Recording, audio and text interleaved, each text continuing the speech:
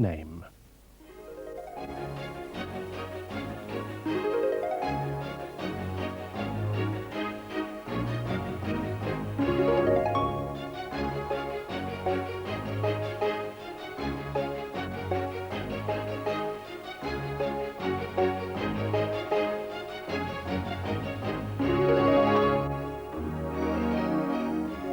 This is a view of Long Melford which has been taken by rather too many people. But this being the main road between Sudbury and Bury St Edmunds, a lot of them had little choice. If only less of them would try to do it so fast, as if they hate the place. It has to be admitted, though, that at the top of the hill there's some freeing for.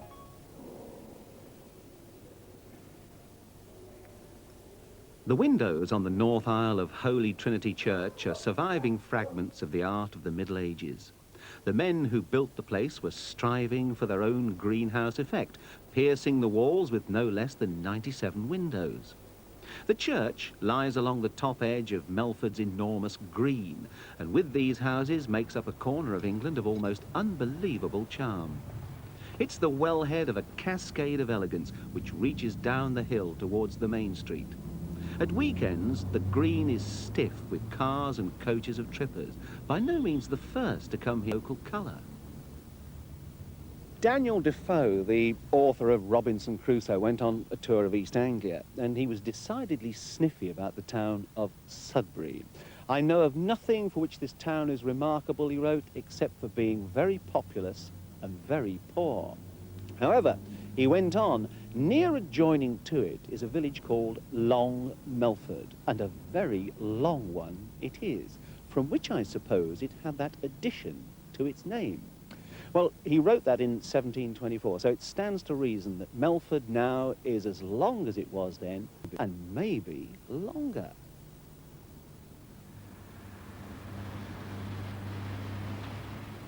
The first thing today's tripper can spot when slowing down enough to read the signs is that Long Melford is not short of purveyors of the past. Melford could be the antiques capital of Suffolk, if not East Anglia, if not of the Western world. The peddlers of what was once novel, then commonplace, then merely old, and now collectible, seem every other shop. I'm not sure how many there are. I lost count, but the chances are there are even more of them now. A lot of old things, worthy and well-made, find new functions. The old maltings, once dedicated to the brewery business, has moved with the times, but not very far. Now it stores wine. But one of my favourite buildings of all is still securely in the same business, though ironically Long Melford doesn't have a railway station anymore, not even a line.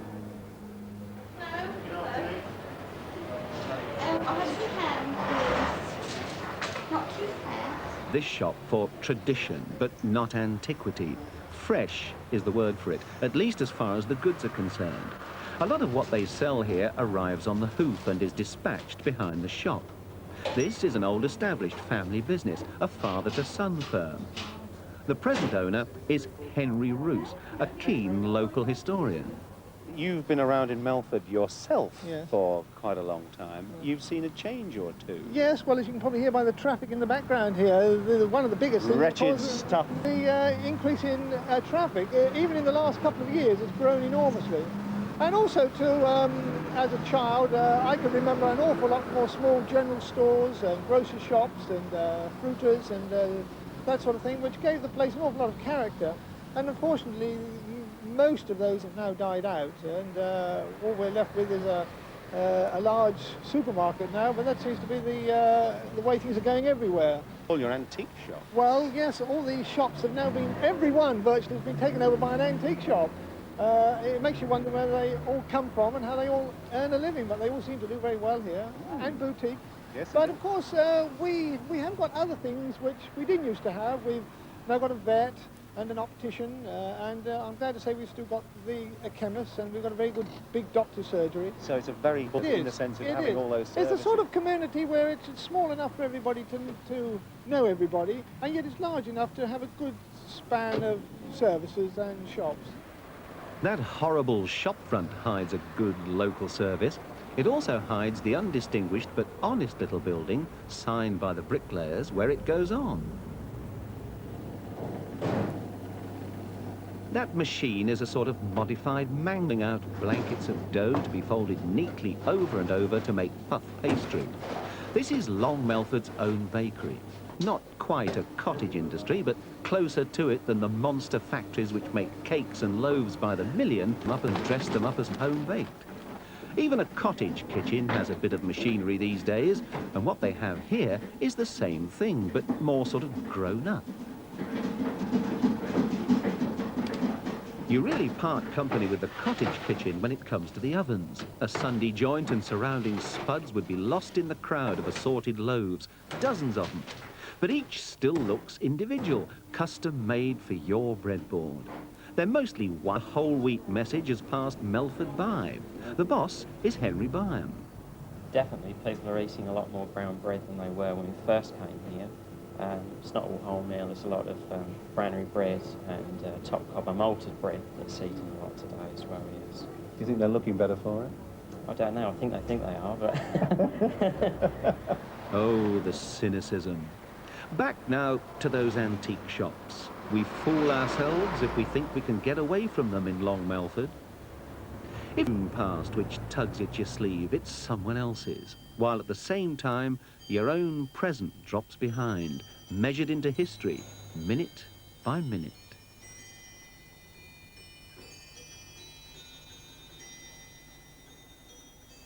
An assembly of Long Melford antique dealers, 4 of you, yet you represent a very, very small proportion of the total.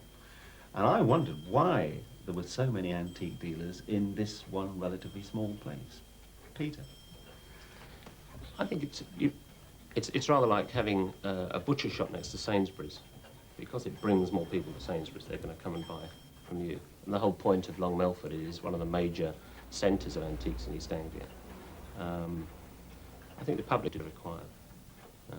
And in Long Melford, you've got a cross-section of every level of the trade, all experts in their different fields. Jill, was that the factor which lured you to come so recently? Oh, absolutely, yes. Because there were so many traders here, I felt people were going to come and see us as well, being new to the trade, you know, and that has worked. Sparing Jill's blushes, Rain, how do you greet the prospect of yet another shop in the street here? I think it's all right. It was a bit easier a few years ago, and there weren't quite so many of us because, but that, of course, as Peter says, is what brings the people to the village. Being so established now, what sort of advice would you offer to Jill? I think to do something different, if possible, offer, you know, bigger choice. There's still some gaps in this trade. Simon, this question of finding something different, I mean, was it this that persuaded you to specialise in clocks? No, no. I've always been mechanically minded, and when I finally came out of the city, I actually went to work for a clockmaker in London for 6 months just to learn the rope. Very slowly got stuck in because it's a very, very long business to learn. But I think also in clocks you need to give people a very full cross-section. What about the customers you get? I would imagine that you get some people who come in simply to waste your time. Oh, yes. It's a professional occupation, I think, for some people, it really is. There may be time wasters on the day that they're in, but if one treats them properly, if the village receives them properly and gives them the time that they need, either they or their relations at some stage in the future will be customers. There is one shop along Melford's main street which decisively fills a specific gap in the trade, dealing in aspects of Victoriana as as the bustle and the antimacassar.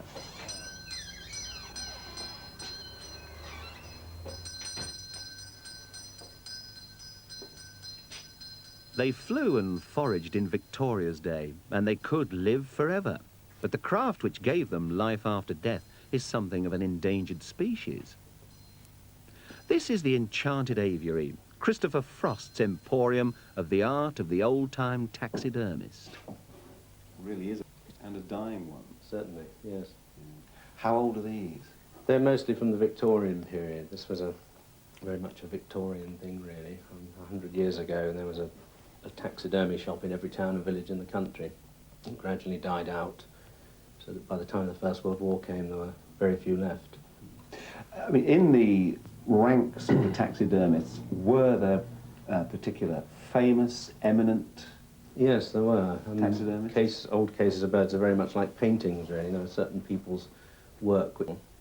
And identifiable, presumably. Yes, certainly, yes. How, though, can you identify their work? Because, though I say it's art, when all is said and done, what you're left with is simply stuffed animals and birds. Yes, well, most of them are in cases.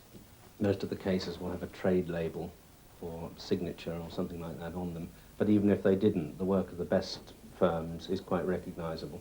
You must find yourself, though, being presented with some pretty dog-eared examples from time to time. Yes, you get some terrible things offered, but it's no good buying them because nobody will want to buy them from you. You invite them to leave. Right, that's right. Down one of the alleys off the High Street is the small factory of one of Melford's main employers. The firm is in the clothing business, a slightly specialised branch of it, identified mostly with sporty people or lovers of the open air. Part of the process here is a kind of distant cousin to the art of taxidermy. It's quilting, where the space between sheets of fabric with a soft, warmth-inducing filler. It rolls out by the acre, and then it's cut to the shapes which the pattern demands, like slicing a stack of duvets. The temptation to curl up quietly and nap now and then must be there, the same temptation which lures chocolate makers to nibble the goods. The firm began business a few miles from here as the Lavenham Rug Company. In time, it made sense to stitch some rugs together and add. The managing director is Patrick Nisbet. It's a bit of a contradiction in terms, really, isn't it? Because the company is called Lavenham, yet here you are based in Long Melford. How did that happen? Well, we started in Lavenham in 1969 and then moved to 1973 when we outgrew the factory there. And it's impossible really to expand a lot in Lavenham because, as you know, it's a very picturesque village and the city fathers weren't keen on a lot of industrial building in the centre. So this expansion then implies that business was and presumably still is good. Business is very good. We've managed to expand the business by approximately 20% a year over the last 5 years. And what about the range of merchandise? Because you started off simply doing blankets or rugs, I think. Doing horse rugs, yes. We were the first people ever to make quilted horse. Always explain that we did for the horse what the duvet has done for sleeping habits for humans. It goes farther than that. It means as often as not that the nags are better dressed and warmer than the mere humans who attend them, which might account for the self-satisfied looks of this clothes horse, if not this one. Thank you. Lavenham waistcoat. Not a lot of it. Could be a bit short of breath. Try again.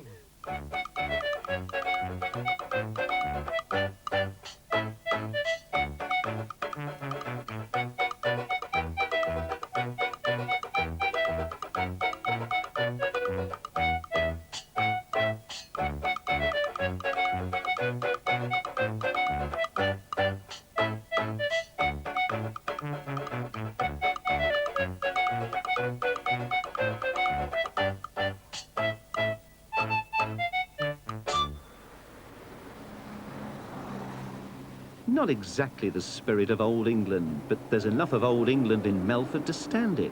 It's a bit of old Austria, or at least the menu is, chalked up, eaten and cooked by Ernst Zips, who turned his back on town life to bring the village a taste of the Tyrol, and a good line in banter. If schnitzel and schnapps aren't your cup of tea, so to speak, there are alternative choices for the hungry and thirsty. Just like everywhere else, though, the essential Englishness of the pubs is compromised by what you find within. The horse brasses and warming pans reflect the highlights on hamburgers and the rising tide of anemic lagers. Somebody who's made a study of Melford in pre-lager days is Elizabeth Wigmore. Altogether, I've accounted for about 28 different names that have been in Melford. And how many are there now? Now there's only 8, and we've just lost 2. We had 10 till last year, but we just lost 2.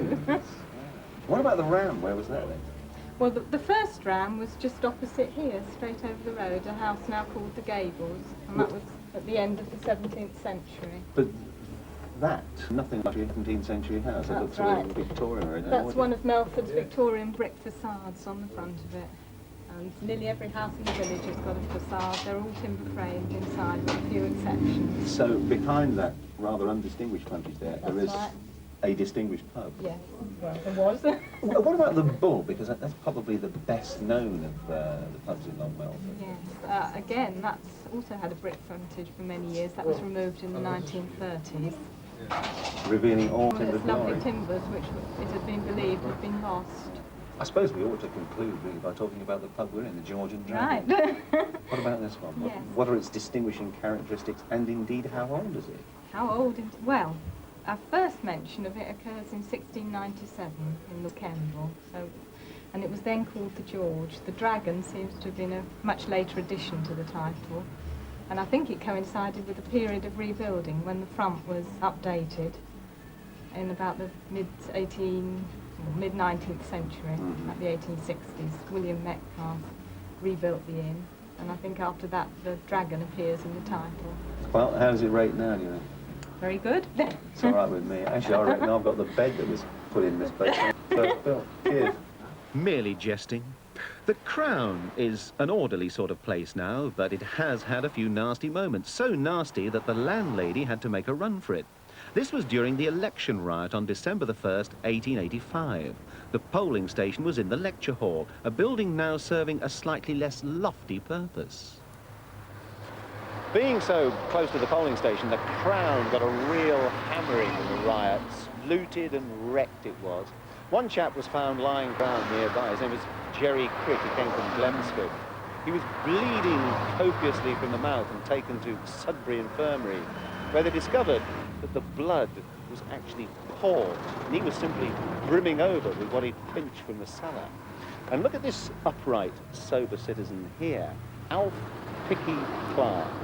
He managed to pick up a portable cask of whiskey, made his way home and offered everybody he met a drink, matching them nip for nip, until eventually it remained for the rest of the night, until it was found the following day. Among the drunks who milled round Melford that day were some disenchanted mat makers from nearby Glemsford. That's where Richard Deeks, a retired builder, lives. He knows more than most, and he's written a book about it. Well, the first thing the authorities had done was to swear in special constables. Even the leader of the Glemsford men, Henry Cook, was sworn in as a special constable. You know. Curious irony, that. And he did try to get all the men together. They were all over Melford by then, doing their own thing, of course. And then, in turn, he got the band together, and he tried to get the men all behind him and march back to Glemsford. In actual fact, he did get them together. Then the Liberal candidate came through the street in his landau, and that caused him to break ranks again, and he lost control. And then that's when the magistrates sent for the troops. And the troops came in? That's right. The 12th Lord came by train from Bury St Edmunds, and they marched up Melford Street here with bayonets fixed, and they formed a square just here outside the police station when the riot act was read. How did it all end, though? Was anybody hurt? Well, that People ended. arrested? The troops marched down the street, two abreast, with the police in front and the special constables. The streets were cleared, the pubs, and about 40 arrests were made, including Henry Cook. Which is ironical, because he was a special constable. Absolutely. Attempting to make the peace. He was tried and charged with riot. A number of the lesser men were tried by the local magistrates here at this police court. Most of them got 6 months. But Henry Cook was tried at the assizes at Ipswich in January 1886. And so what? Who got in? Oh, the Liberal won okay, and so did Henry Cook. He was acquitted. So there is a sort of happy ending. Absolutely.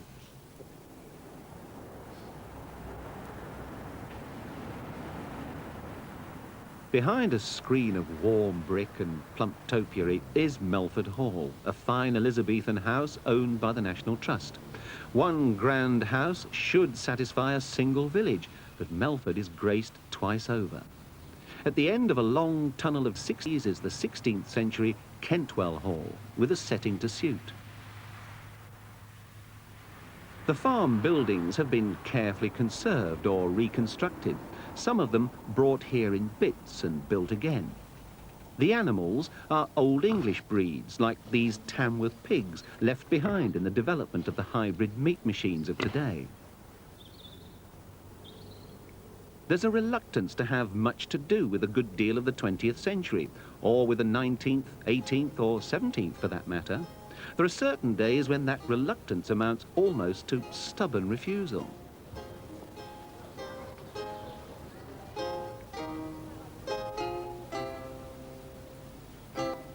Kentwell is famous for its historical recreations, when the house and all in and around it are immersed totally in Tudor times. Visitors from the present can take a single step and find they've slipped back 400 years. This time trick was devised by Kentwell's owners, Judith and Patrick Phillips. It's a rare thing to take on such an enormous house in the condition that I know it was in when you took it on. What made you want to do it? Well, I wanted a house that be one that I could spend the rest of my life working on. And the bigger it was and the more potential it had for doing things, the happier I would be. And so really it's the doing of it more than the getting it done which I enjoy. Why the historical recreations? Do you feel they are a natural extension of the house? Well, I think the thing about them was that we wanted to show the house in a living form. Far too often they're seen as empty shells, and everybody talks about what happened in the past, but you always ask to use your... Well, we're adding a little to the imagination here and trying to bring it much more to life and people it in a way that I think people respond to much more. Is it a good house to be a mum in, to bring up children? I have not been a mum in any other house, and so that's difficult. But certainly it's a great joy to have children here, although it's vast and so on. There are so many stimuli for the children that in fact it is, yes, I think it is a very good place. I think. Some as well. That's right, but that's quite useful sometimes, isn't it? The reconstruction of those transplanted buildings is done with the methods and the tools of Tudor craftsmen.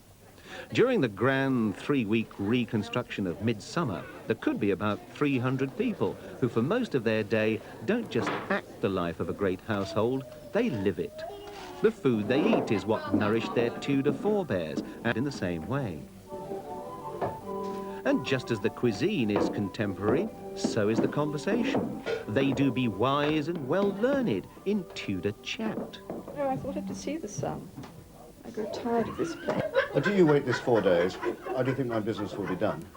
Whereas if I just leave it there... Iron Soothner, she does have what she does want, therefore may she give us more. Isabel, know you that the ladies in the Great Hall have taken it upon... There's hardly an aspect of the Tudor way of life which hasn't been plucked from the embalming fluid of history.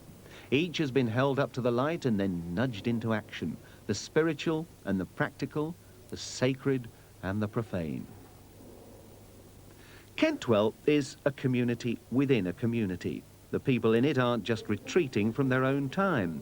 They've advanced on another age, and from there they might see the present in a clearer light. But whether they do or not, they have a lot of fun trying.